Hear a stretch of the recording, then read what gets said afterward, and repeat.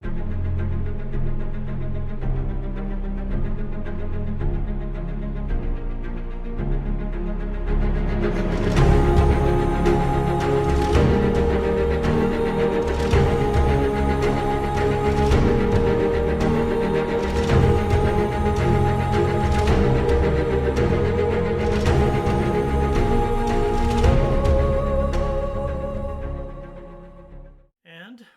to Spore War After the War, our analysis and retrospective of the Spore War Actual Play episode that hopefully you just watched and came over here to join us.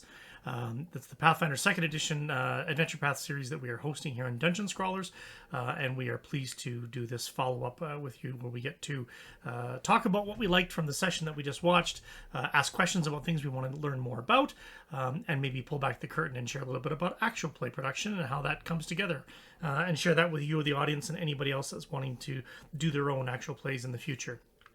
My name is Jason Collins. I am a freelance comic book writer, tabletop role-playing game designer, actual play producer and streamer, and you can find links to my work, my fantasy comic Thistle, and other actual plays that I've been involved with on my link tree at digital_Collins. And I am pleased to introduce you to the Gamerunner for Spore War, Seneschal. Hey, that's me. That is you. Hey, everyone.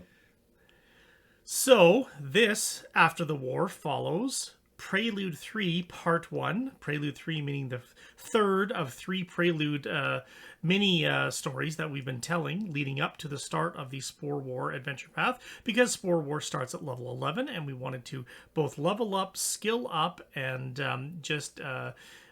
build the confidence of the new group of players we assembled for this actual play series. And so Prelude 3 Part 1, meaning that there will be a Part 2 that finishes this Prelude series off before we jump into the start of Spore War, the Adventure Path series. Prelude 3, once again, was very interesting in that a little bit of a nibble of downtime in terms of activities that the players wanted to explore turned into an entire scene, and turned into not just a scene, but a series of revelations, I think, that came with that scene. And I'm going to stop talking there, and I'm going to let you reflect and share with us what you thought about tonight's session. Yeah, I thought it was great. And it's one of those moments where improvisational game mastering is one of my favorite things to do.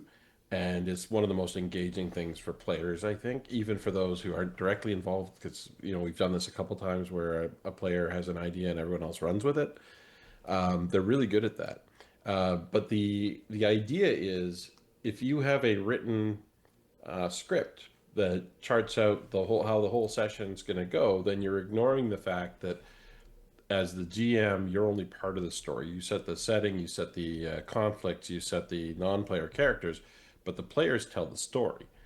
And so letting them run with that and being able to respond to what's likely to happen if they take unexpected actions, I think, is one of the most important skills to try to develop as a game runner, because it's so much more engaging for them, and it makes the world seem more living than if you say, okay, well, that's not really what's written in the Adventure Path or in what I've written. You can't script a game like this, at least not entirely. You script scenes and you let the players fill in the rest. That was, for me, great fun. Great fun for you. I think it was this session, I think, was great fun for the players.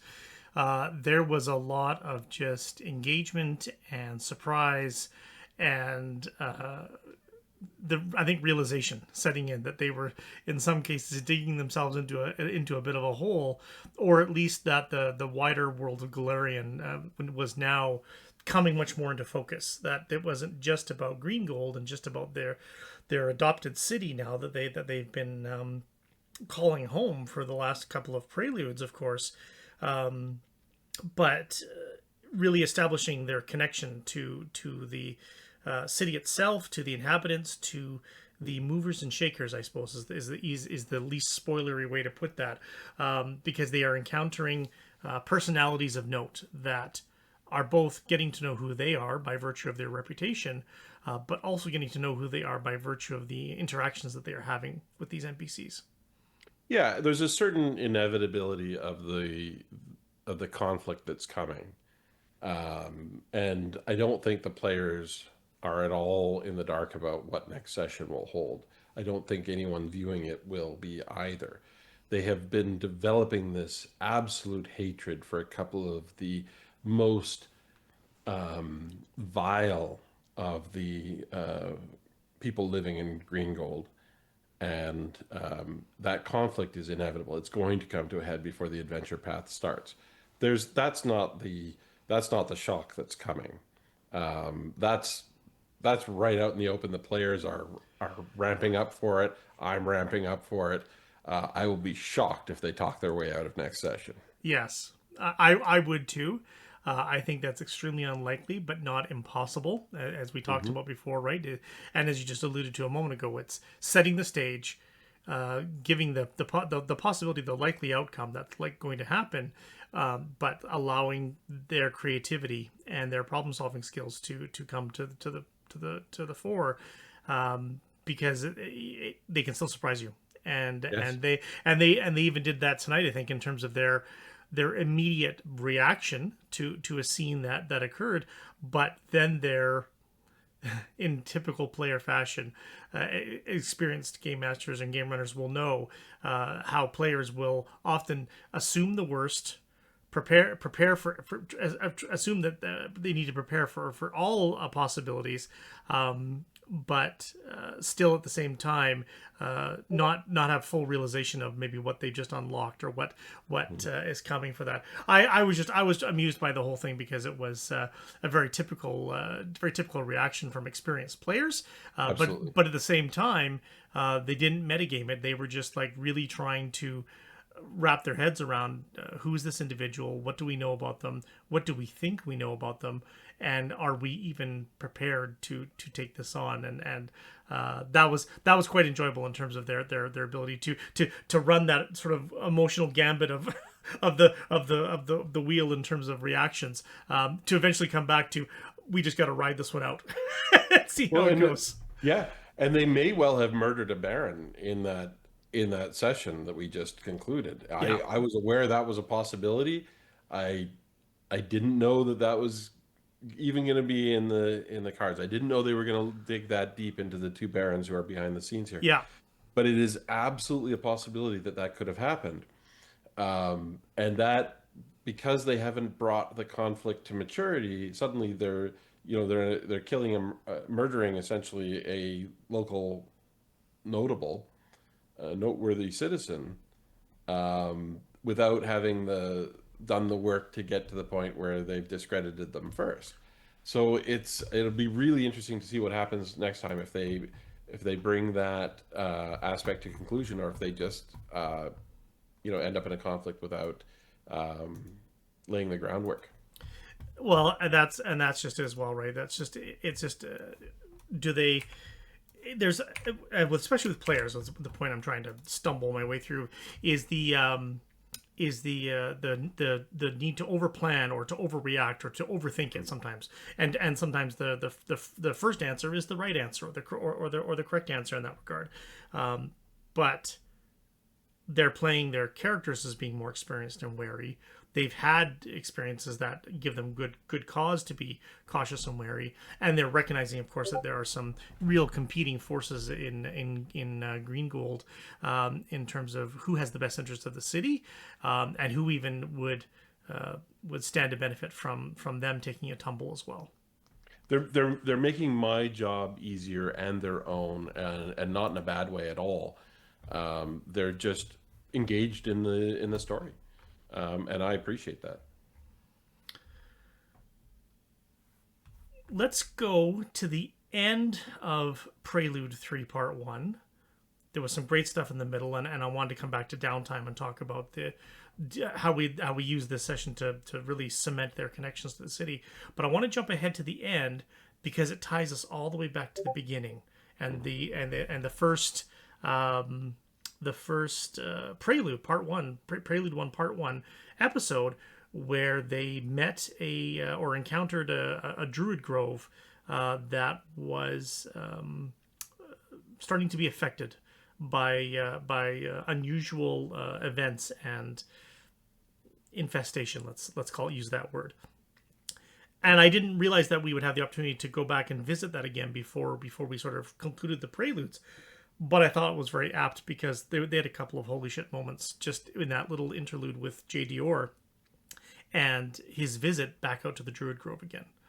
Was that more improv on the fly, or is that something that you sort of knew if they ever followed up would be the outcome that they would find? No, I knew that I was wondering if JDR would return to the Grove. I did have it. I hadn't firmed it up in my mind as to exactly how that would go. I just knew the themes and the high points I wanted to meet would be that the circle was failing as an organization of druids, but the island was also enhanced. The corruption was enhancing over time. And so the actual details didn't matter so much as, and I wanted to be quick about it because we were nearing the end of the session, but I also didn't want to wrap it into the next session. So I just sort of sped through some revelations, and I really liked the way that those reactions, the player reactions were there, about me bearing the lead, about the 400-foot tall mushrooms that were clearly corrupted. That for me was, yeah, it was partly improv based on some bullet points where, if they return, things have gotten worse, and the druids are ready to abandon the place. And it was a good reminder for game runners to just whenever even these small scenes, throwaway scenes, interludes, the scene at the tavern or the merchant or the farmhouse along the road, there's just a stopping point on part of a longer journey. Never underestimate, for me it's the reminder to never underestimate that where the players' memories will take them, and things that will be important to them that they'll want to come back and return to, and to just kind of be able to use those moments and those scenes as really great interludes along the way that you can draw upon your previous work and your previous prep to have something really fun, but also to show that the world continues to grow and change, and that the world around the player characters is changing, and that those NPCs that they met before may not be doing the same things, be in the same spot, or be there at all. Right. And that ties into something that I don't know that I've ever really consciously thought about in this detail, but as you're describing it, I think there's a philosophy that subconsciously I've been adopting, which is never throw away an NPC. If the players react to an NPC and remember them, that NPC can be used later on.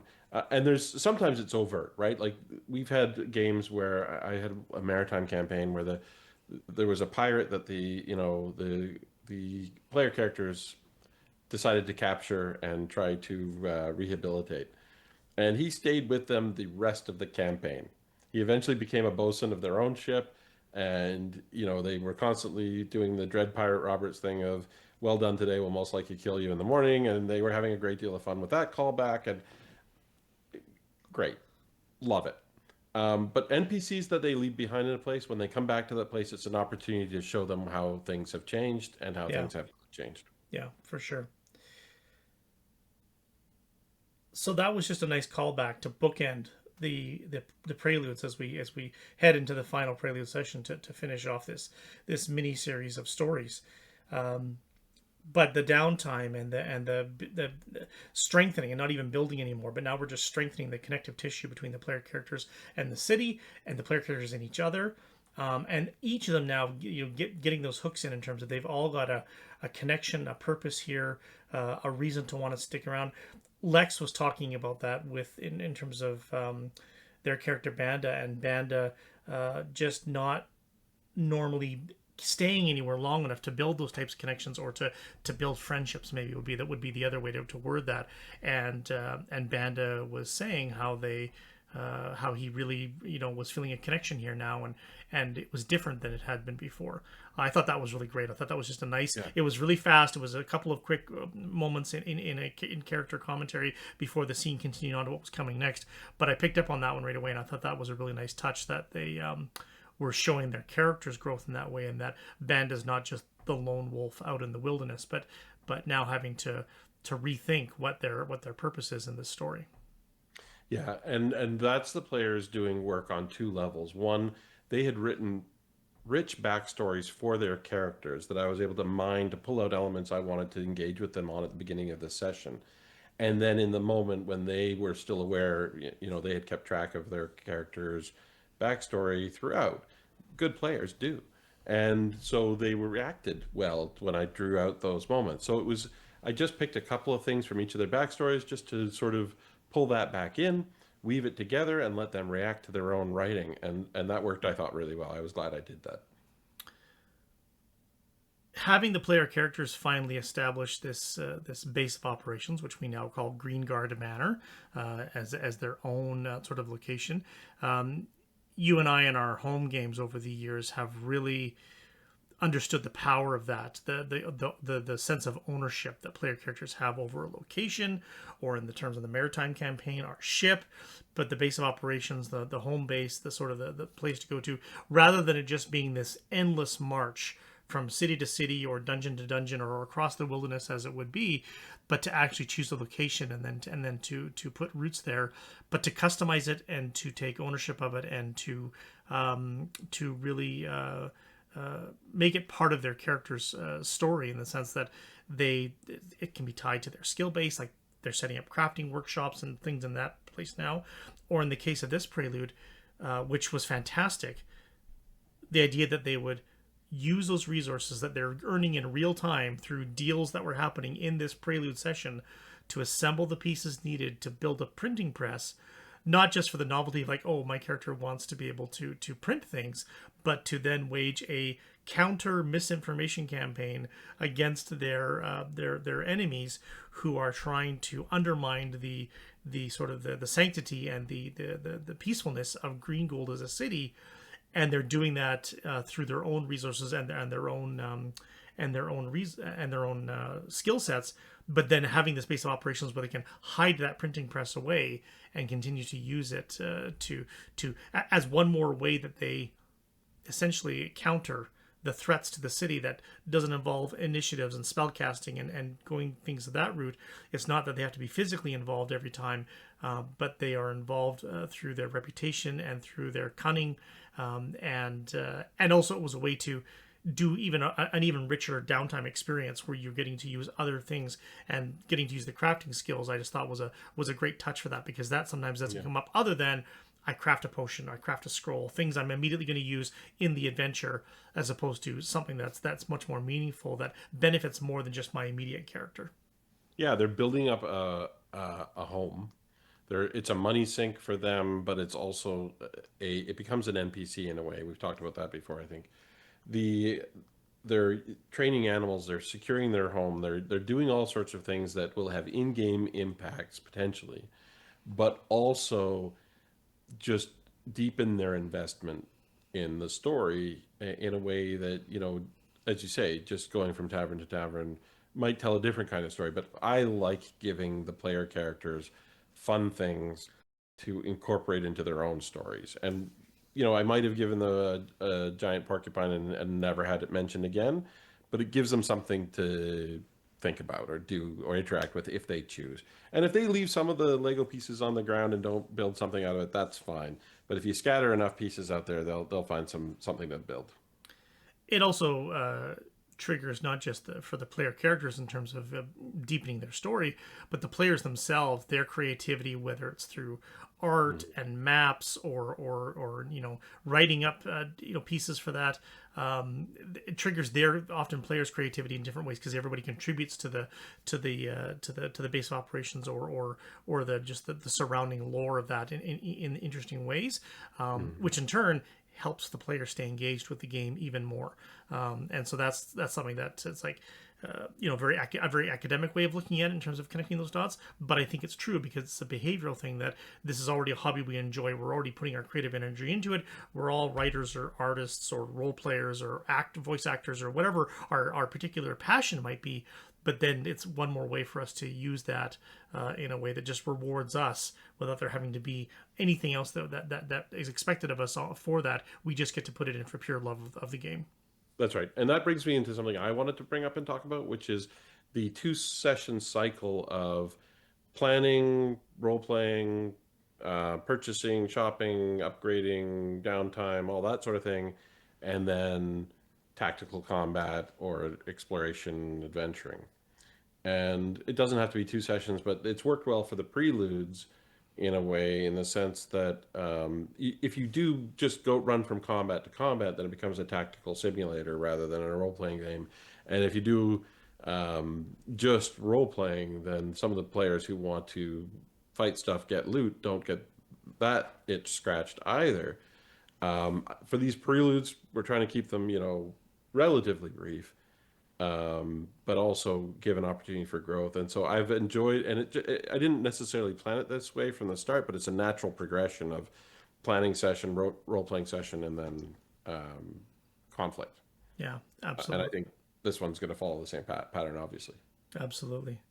Do you, looking ahead to the pacing of the beginning of book one of Spore War, does the book follow a pacing structure like that? Or is it a little bit more disjointed that they could go from back to back tactical encounters or back to back, role playing sort of social discovery scenes?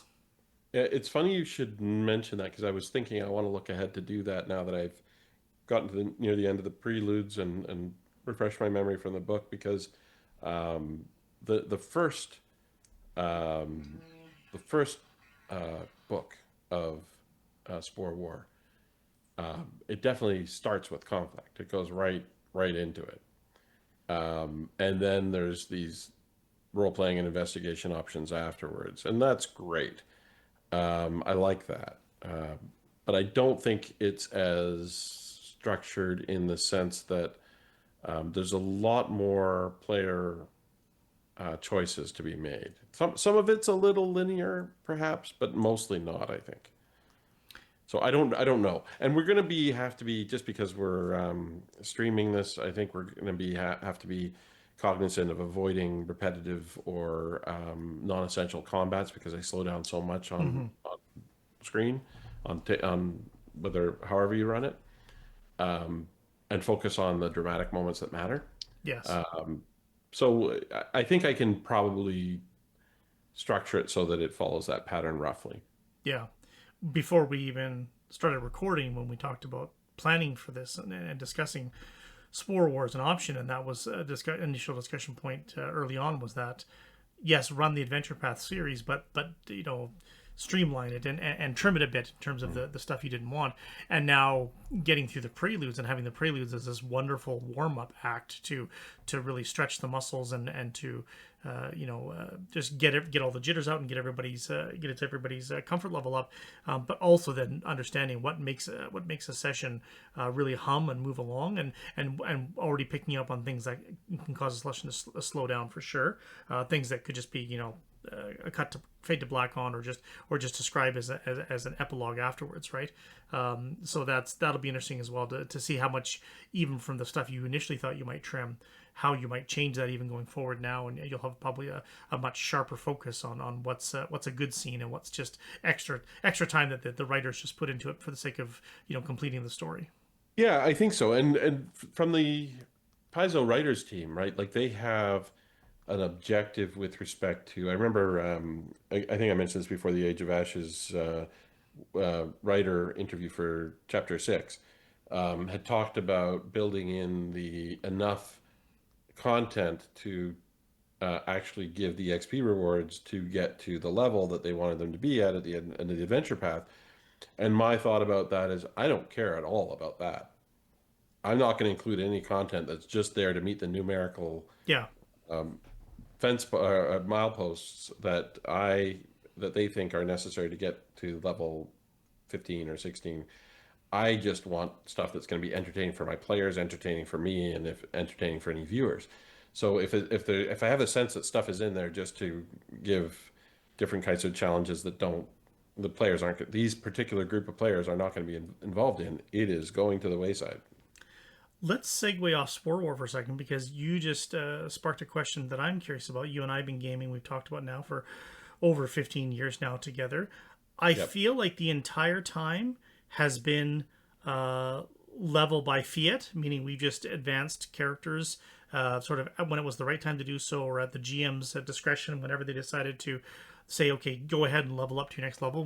Most of the games I think that I've ever played with you at the table, we've never done a hard numerical experience point accumulation.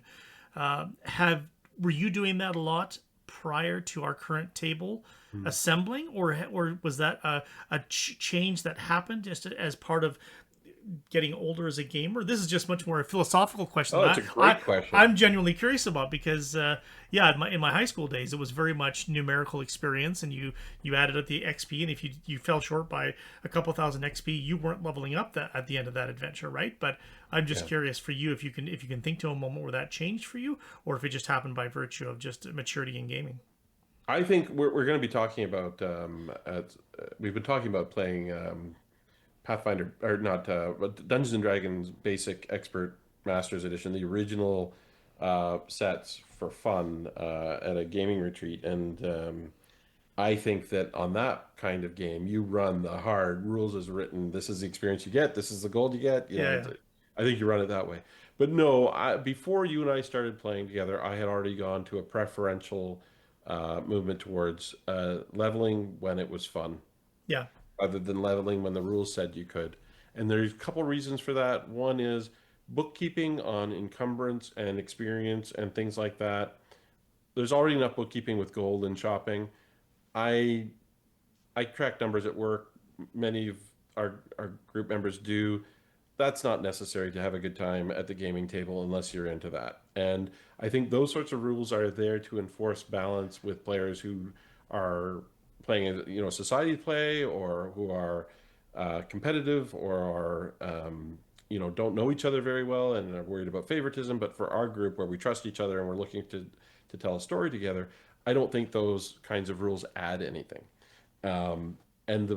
I can think of a couple of occasions where I played games prior to us meeting when I lived in Vancouver, where that was illustrated, and the entire group that I was with at that time made the decision, this doesn't make any sense. And one of them was a Rollmaster game. And Rollmaster does experience by all different kinds of things, including the original version, how many critical hits you get and things like this. And my character had a magical weapon that did an additional critical hit every time it hit. And so as a result of that, in this one adventure, I out-leveled everyone else by 4 levels. It was just based on the math. And the GM was running it that way, but it became a problem in the game. Yeah. I was 4 levels ahead. And so we decided to reset the levels and do away with that in that game. And we had so much more fun doing accomplishment-based leveling. Yeah. You beat the big bad or whatever it is. And so that stuck with me. Very cool. I played briefly Rollmaster in my early 20s with my Vancouver crew. But even XP by critical hit was not something that the GM had introduced to us, whether he knew about the rule or just chose to ignore it. We didn't play Rollmaster long enough to have an extended campaign. So leveling up probably was just as much by fiat as it was by counting XP for things. But because that's not a rule until you mentioned just now that I even knew existed. So there you go. Yeah. The old idea of gaming by hardcore rules, including the death mechanics, right? Like a wizard might start with 3 hit points, and when you get to 0, you are dead, and roll up a new character. Yeah. Those are sort of old-fashioned concepts of gaming that interfere with fun. They're overly pedantic, rule-based ideas that, if you invest a lot of time in writing a backstory for a character, having them die with a dagger stroke on day 1 does not contribute to fun. So I think, we could get into a long discussion about how mechanics of gaming now are informed by more modern concepts of collaborative storytelling rather than board game mechanics, and which are the roots of the original Dungeons and Dragons games that Pathfinder is inspired by, a direct descendant of, really. So, but I think that will continue to develop, and the sorts of things where it's not fun to track and it's not fun to do, or it creates resentments among players, those are rules that need to go.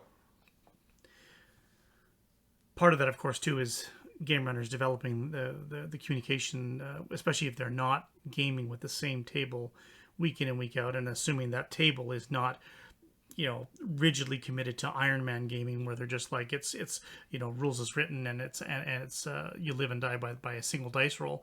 But if the players have that rapport, but some game runners or either play online or they play with different groups at different times, and our players can cycle in and out of groups, and so you have to reintroduce the rules or sort of summarize the rules in an effective way when that happens. So hopefully some people might be watching that are in those situations that have to occasionally rehab those conversations or explain why they're not using XP or even positioning. Hey, let's not use experience points. Yes, you just read up a whole bunch of stuff about how much experience points you need to level up your character, but this is a different way for us to do this as far as it goes as well. And I know Right. that. Sorry, go ahead. I was going to say that just we know that with newer modern game design, narrative game design, they've been writing their games that way for years and really putting that power back in the hands of either the game runner solely or to the group as a player. And just because the segue I wanted to say was the quick, and you'll have to refresh my memory because my good friend John was the other GM who's played the One Ring.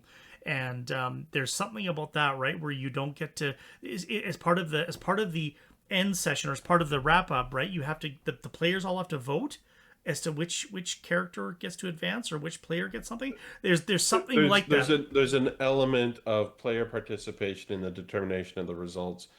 It is a very narrative game, and I can't remember the details of how the rules actually work, but I do remember there being something like that surprised me as someone who wasn't that familiar with narrative style games like that. Yeah. And for my taste, those games go further than I want to, in terms of determining the results of attacks and whatnot, because it becomes, I like the dice as an arbiter. I like to have rules for structure of tactical combat because I like tactical combat, and some of our players do as well, both in their home game and in this actual play.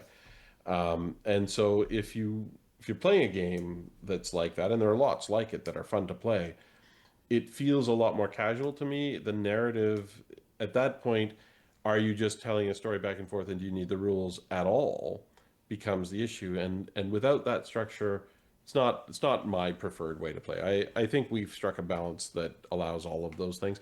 But for some players, that One Ring experience or any of those narrative games is what they prefer. Yeah. And for some players, playing with experience points or even playing D&D Basic Edition where you might die in your first encounter, that could be fun too. And I think we're going to play some games like that this summer. That's right. But we're not writing long character backstories. No, that's right. I'm sure I told you the story, but on another After the War, or maybe as we get closer to the end and we want to riff for a minute, remind me and I'll tell you my first, or retell you if I've told you the story before, my very, very first D&D session, which might just be fun to share with the audience as well, as they've gotten to know us over the course of this series and learn about our styles and our philosophies and our approach to role-playing games and what we love about them and why we make the decisions that we do. And that's why we're sharing those decisions through the After the War series. But I'll tell you my very first session with Dungeons and Dragons and why it was almost 2 years before I got to play again. So it was good. And I think we should, on some of these After the War, I could talk about my very first gaming experience when I was 13 years old, D&D with Rollmaster a couple years after that. Like there's some good stories in this bald head. But at least they tickle my fancy. But yeah, we'll chat about that on future sessions. And the Rollmaster character that died on the very first roll of the game. Yeah. Exactly right. Yeah, exactly right.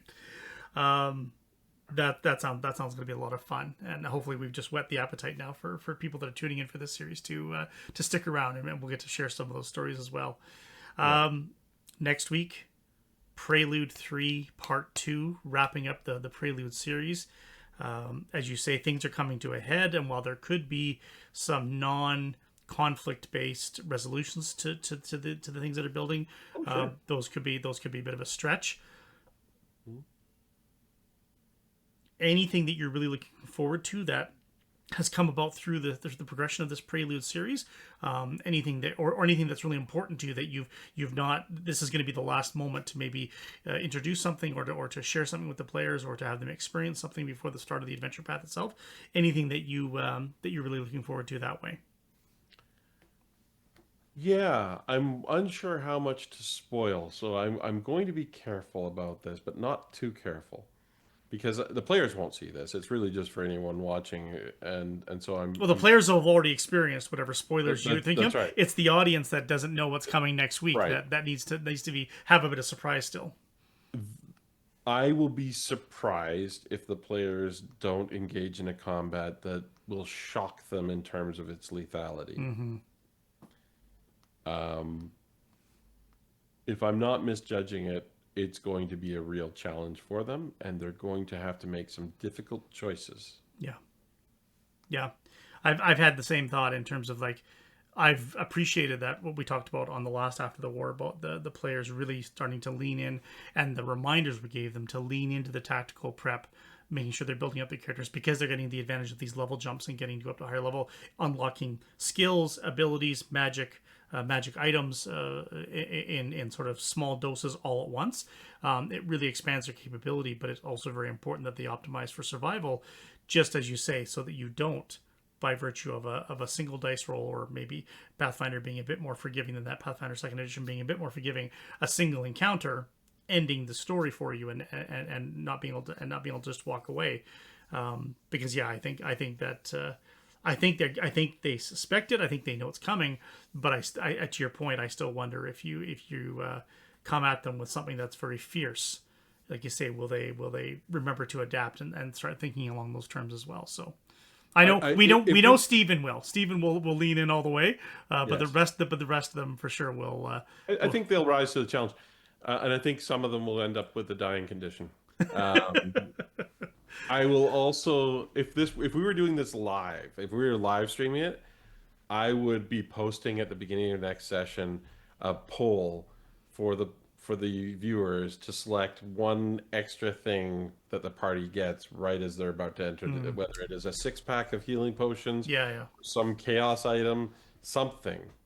Um, That's a whole other way to do this, and so now we get into the actual play production discussion for a moment before we sort of wrap up this session, because I've seen those episodes. I've watched them on yeah, I've Twitch, seen it too. live episodes where the player or where the audience can then either purchase through purchase of tokens or whatever it is in terms of just making donations to the channel, but in doing so they can unlock items for the like a reroll, healing potion, as you say, different things of that nature. It can become super interactive and it can be really great. But there's also a bit of chaos magic that kind of gets inserted into the game because you've got this random token purchase that generates something that they didn't have at their disposal beforehand. But it allows for audience participation at a level that is much more personal than just watching it passively and then maybe participating in the Discord community afterwards. And I've seen situations where it's done well, and I've seen those where it's not. Yeah. Where it's too disruptive and it's too much like the player, the viewers. But I do think that they're used sparingly. I would enjoy that if we ever do a live game where it's like, okay, one of these 3 items they're getting right now. One of them might save them. One of them might save them in a different way. One of them might do them all. Let's find out. This is my third actual play series, either as game master or as co-producing or producing and essentially editing it as well, recording and editing. And so all of the series that I've participated in have been pre-recorded by design because I simply didn't want that added pressure. I didn't feel that I was ready to do the live show yet. It is on my bucket list of something I would like to get prepared for. But even for myself, when I feel very comfortable, with many of the aspects of sort of putting together what I hope is an enjoyable and visually pleasing actual play, the live component is something that I still want more. I want more practice before I put myself in that position. If you ever run a live game and you will let me be a player, I would be delighted to ruin it for you.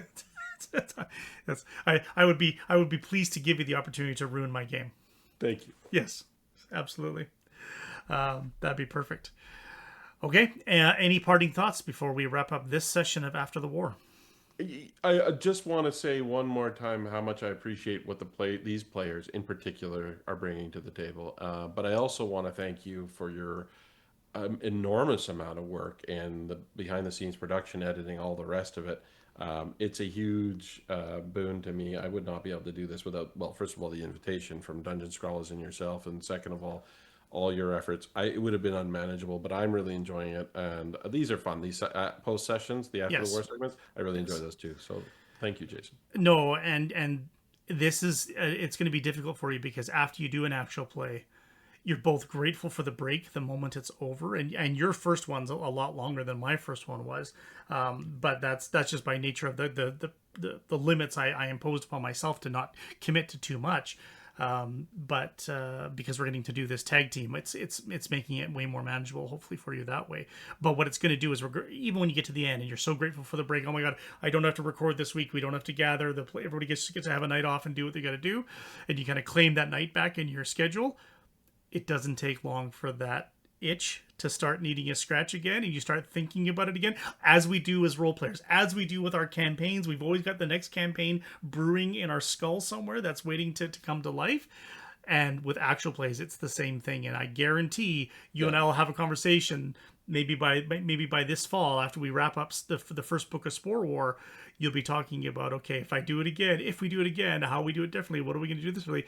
I need a break, I need to take a rest, I got other things I want to work on. But man, I'm already thinking about book 2. I'm already thinking about how I want to do the next one. I understand. Me too. And I will say as well that I would love to play in one. I have never done that. Yes, and so absolutely. I enjoy playing as much as I enjoy running games, and I like to swap it up. It's one of the reasons, our home game with 4 experienced dungeon masters and one who promises he will one day do that. We're very privileged in the sense that we get breaks, Absolutely. and we get to play as well as to run, and it just works really, really well. But yeah, I have the feeling that a couple of our players are game runners as well, and so I don't know, maybe they'll invite us to play. If you're watching the After the War players, invite us to play. That's right. Got it. Come find us on the Dungeon Scrawlers Discord. The link should hopefully be down below for this episode of After the War. The community's fantastic, and yeah, that's a great way to find players for games, or to just talk about games you want to run as well. So we would very much appreciate that. Thank you so much for taking time to join us one more time. My name is Jason Collins. I'm a freelance comic book writer, tabletop role-playing game designer, actual play producer, and streamer. And you can find links to my work, my other actual plays, and my fantasy comic book Thistle on my link tree at digital_Collins. And I'm Matt, and you can call me Seneschal, and I am delighted to be here. Thanks for watching. Thanks, everybody. See you soon.